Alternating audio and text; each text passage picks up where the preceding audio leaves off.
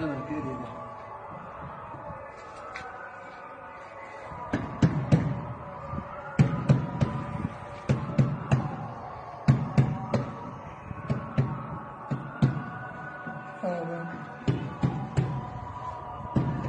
افتح لنا الابواب يا رب، يا رب الارباب، يا من ليس على بابه بواب، يا من ليس له راش فيرسى ولا شاكي فيسكى. الفقراء خلف الباب، المساكين خلف الباب، النكالى خلف الباب، اليتامى خلف الباب، المطرودين خلف الباب، التائبون خلف الباب.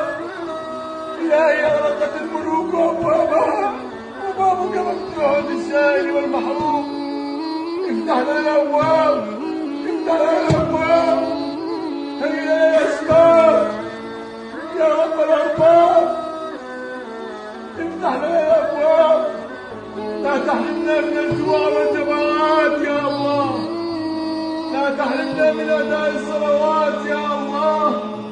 تبنا إليك يا الله، رجعنا إليك يا الله، ندمنا على ما فعلنا، عزمنا عزما أكيدا على أننا لا نعصي الله. تبنا إلى الله، رجعنا إلى الله. سئمنا الصلاة في البيوت، لا نريد أن نصلي في البيوت، نريد أن نصلي في بيتك. عززنا الصلاة في المساكن وفي الرحال وفي المنازل، نريد أن نصلي في بيتك، فالمساجد بيوت المتقين.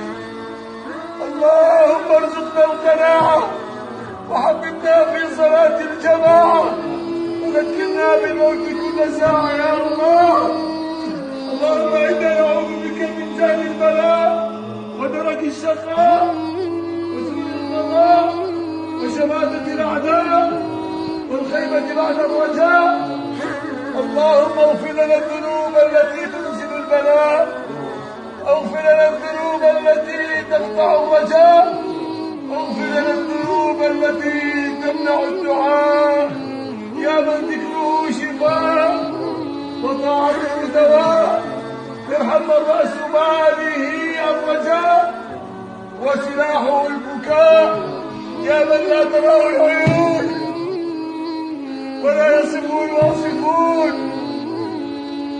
وامره بين الكاف والنون، واذا اراد ان يكون شيئا كن فيكون. ردنا الى المساجد ردا جميلا يا الله، ردنا الى الجوامع ردا جميلا يا الله. نتوسل اليك يا الله. اللهم يا رب طالت علينا يا الله، اللهم اكشف عنا هذا البلاء، واكشف عنا هذا الداء، واكشف عنا هذا البلاء. تصيب به من تشاء وتصيب عن من تشاء، تصرف عن بلاد المسلمين يا الله. نتوسل اليك يا الله.